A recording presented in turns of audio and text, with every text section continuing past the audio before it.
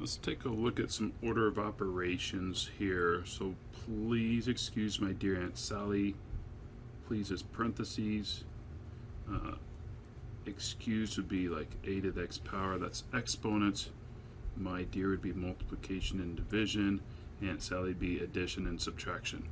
So what we do is we do what's in parentheses first. Then we look at exponents. Then we look at multiplication and division. We do those left to right, and then we do addition and subtraction left to right. So they have the same priority, but we just go left to right. So in this particular case, we start with parentheses, and in parentheses we see 6 minus 2. So that is 4. And we just go ahead and change that, and then we have 4 cubed divided by 4. Now, 4 cubed is 4 times 4 times 4. And we have a divided by 4, so I'm just going to go ahead and set this up with a fraction like this, and then we can go ahead and cancel out our 2 4s, and we get 16. So this whole thing just simplifies down into 16. So for this problem, we don't have any parentheses, but we see we do have exponents, so we're going to do 2 to the 4th. Remember, 2 to the 4th is 2 times 2, which is 4, times 2, which is 8, times 2, which is 16. So this is just going to be 16 minus 1 over 5, which becomes 15 over 5, which is 3. For this problem, it goes left to right. We have no parentheses, but we do have exponents. 4 squared, 4 times 4 is 16. So that's going to give us everything we had before, which is 5 times 7 minus 16 divided by 2. Now, we've done the exponents, right? So check that off. Now we have multiplication and division. We do multiplication from left to right. So as we look at multiplication, right, so we did our exponents, check that off. So as we look at multiplication and division, I have multiplication here and division here. Now remember, these two go left to right. So we're going to do 5 times 7 first, which is 35. Then we're going to do 16 divided by 2, which is 8. And then we get 35 minus 8. So we took care of multiplication division. We can check that off. And then lastly, we have just 35 minus 8.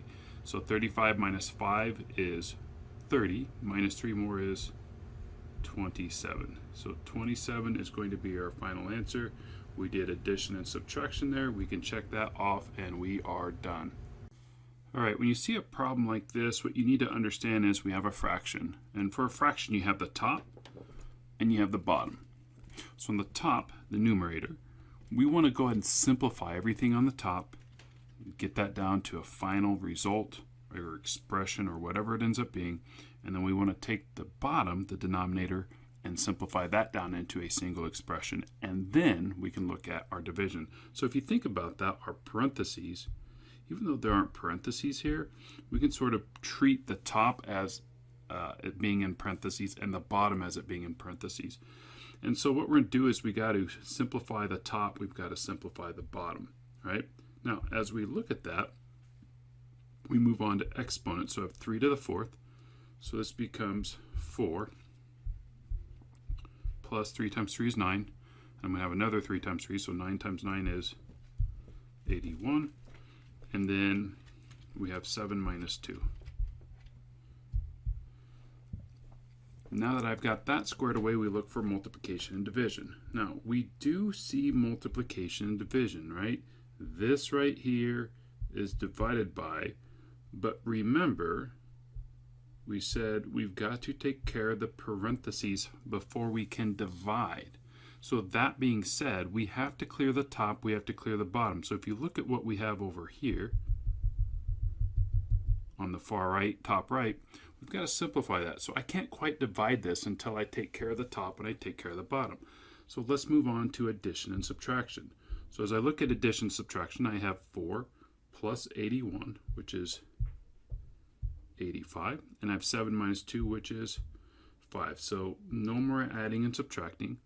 I've got that squared away. We dealt with the exponent, which in this case was 3 to the 4th. We do have to division, and we still kind of technically have parentheses still, right? Because we're still doing the top as itself and the bottom. So now I can go ahead and divide. So let's go ahead and take care of this division symbol here. And 5 goes into 10 twice. So times 8 would be 16, plus another one is 17. So this ends up equaling 17, and then we have completed the other two in terms of. So again, that may have overcomplicated it, but keep in mind when you do fractions, simplify everything on the top, get your final expression. Simplify everything on the bottom, get your final expression, and that should make fractions a lot easier to deal with moving forward.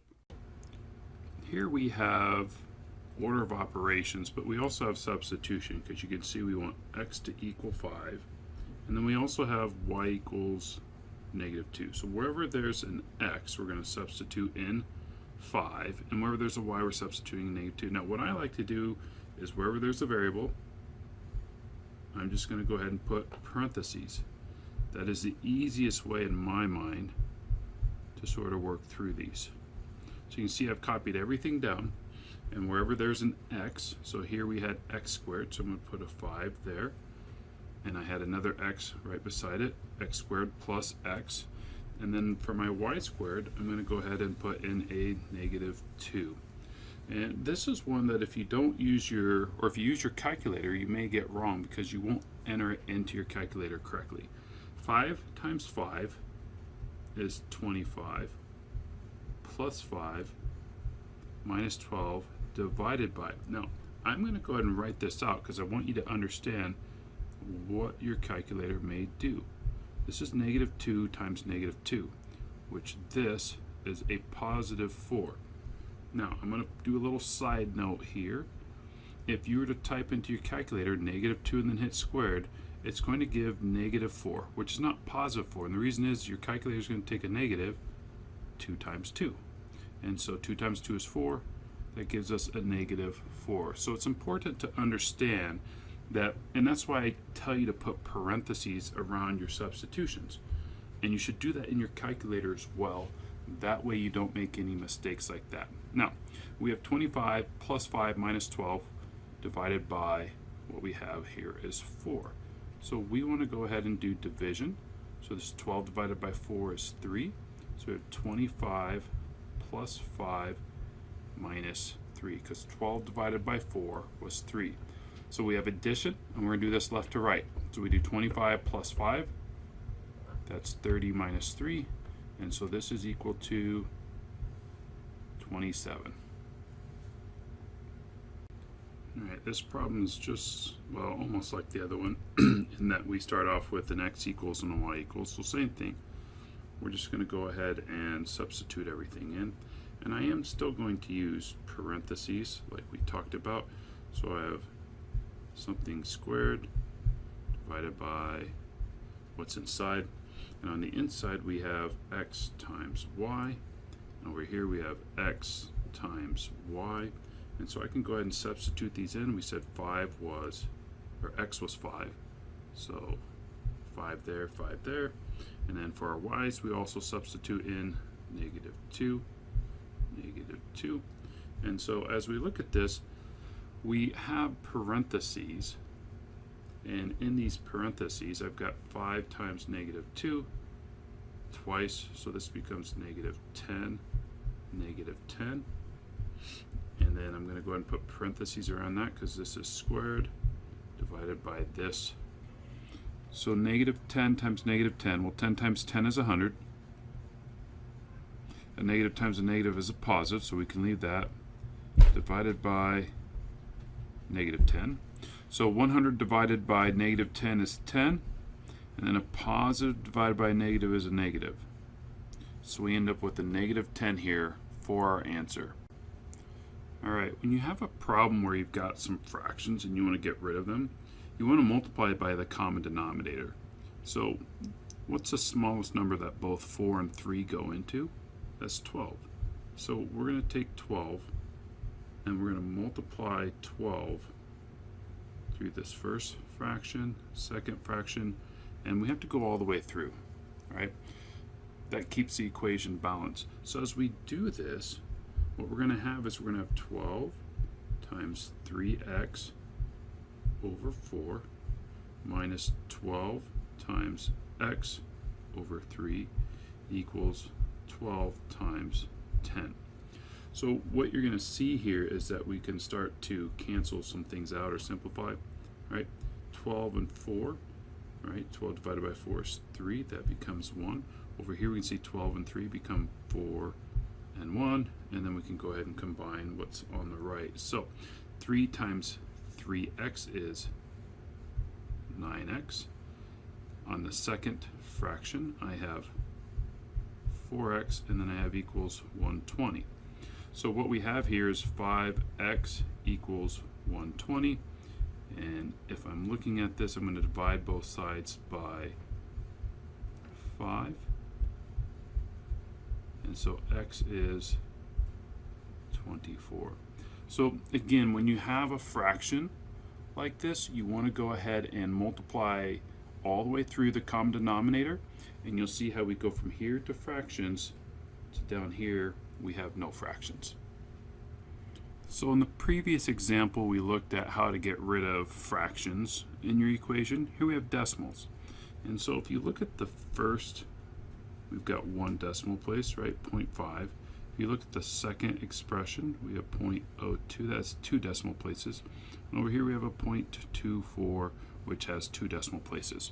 So what you do is you look at this and you ask yourself, what is the most number of decimal places any of these terms has?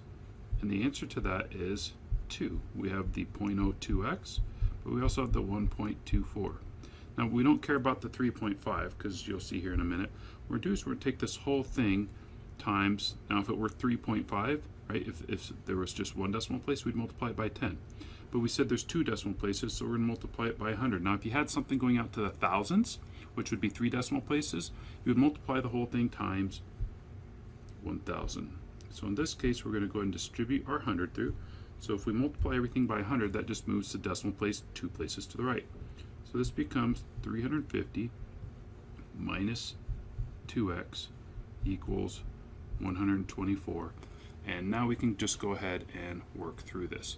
So I'm going to go ahead and I see I've got a negative 2x. I'm going to actually make a little extra work for myself. I'm going to subtract 124 minus 124.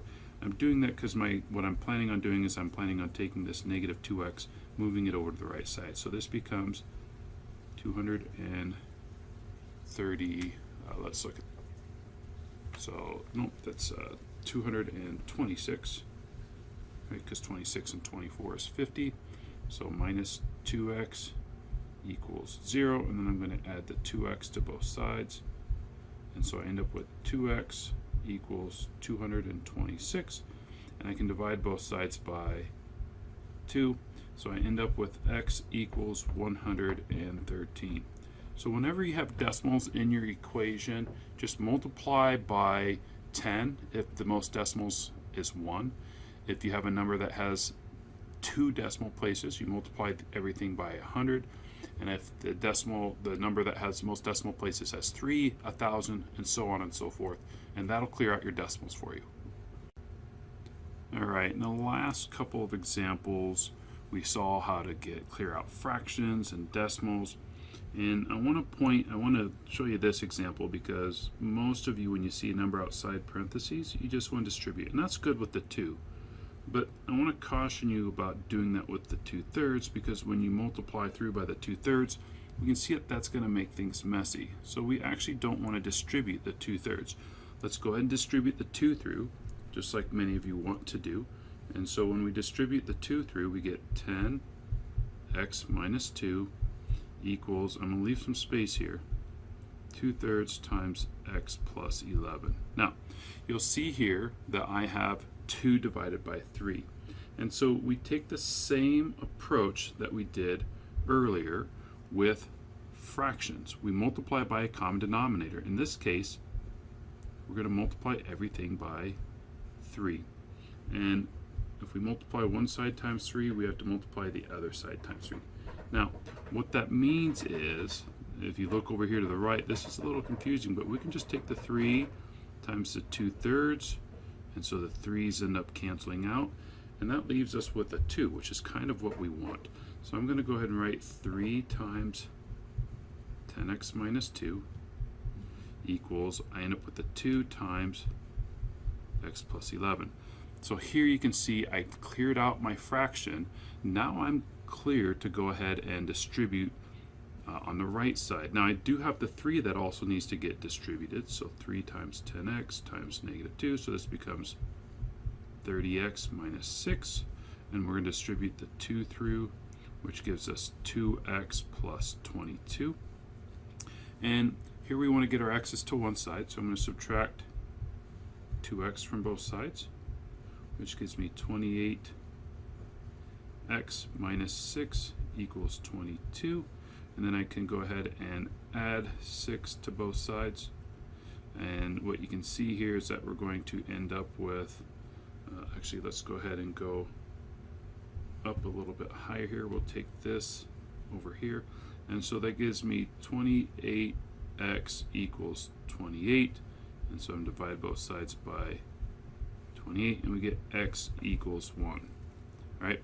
Later on, we'll want to substitute this in. Actually, you should always substitute it in to make sure it checks out. But for time, we're just going to go ahead and say that it equals 1. We'll talk about extraneous solutions later on, though.